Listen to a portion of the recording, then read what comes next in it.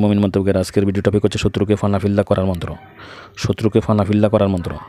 মন্ত্রটি শুনেন। যদি শত্রু আপনার জীবন অতিষ্ঠ করে তোলে, আপনার পিঠ দেওয়ালে ঠেকে যায়, আপনার সব কিছু সারকার করে দেয়, আপনার দুনিয়ার বেঁচে থাকতে পারতেছেন না, আপনার সংসার ধ্বংস করে দিচ্ছে, ফ্যামিলি ধ্বংস করে দিচ্ছে, ব্যবসা বাণিজ্য ধ্বংস, চাকরি ধ্বংস, সব ধ্বংস। ওই অবস্থা আপনি কী করবেন? দিশেহারা এই আমল করবেন। মন্ত্রটি হচ্ছে বিসমিল্লাহির রহমানির রহিম, লা ইলাহা ইল্লাল্লাহু উমুক হোক ফানাফিল্লাহ বিহাক্কে ফি সাবিলিল্লাহ। শুধু এতটুক। মন্ত্রটি হচ্ছে বিসমিল্লাহির রহমানির রহিম, লা ইলাহা ইল্লাল্লাহু উমুক হোক ফানাফিল্লাহ বিহাক্কে ফি সাবিলিল্লাহ। লা ইলাহা ইল্লাল্লাহু উমুক হোক ফানাফিল্লাহ বিহাক্কে ফি সাবিলিল্লাহ। এই কী করবেন? তিতা জাতীয় কাঠ দিয়ে আগুন জ্বালাবেন। 100 বার ফাট করে ওই আগুনে 3টি ফুঁ দিবেন, আবার 100 বার ফাট করে 3টি ফুঁ দিবেন, আবার 100 বার ফাট করে 3টি ফুঁ দিবেন, মোট 300 বারে 9টি ফুঁ দিবেন। এই আমল 3 দিন করবেন।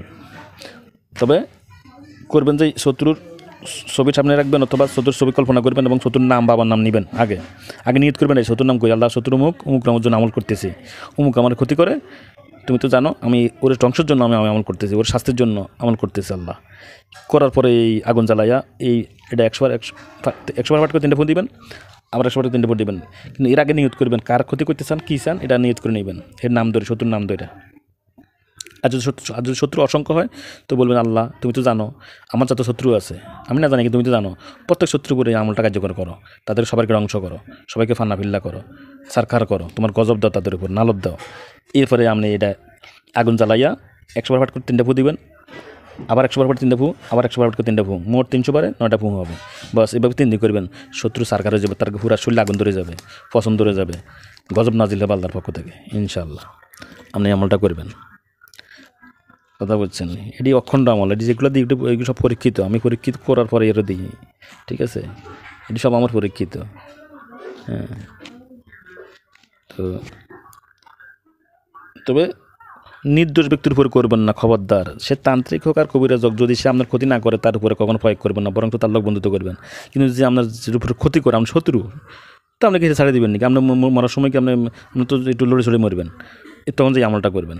কিন্তু ভালো মানুষের উপরে আমলটা করবেন না কখনো, খবরদার বলে দিচ্ছি। ভালো মানুষের উপরে কোনো এই আমল করবেন না, বারবার বলতেছি।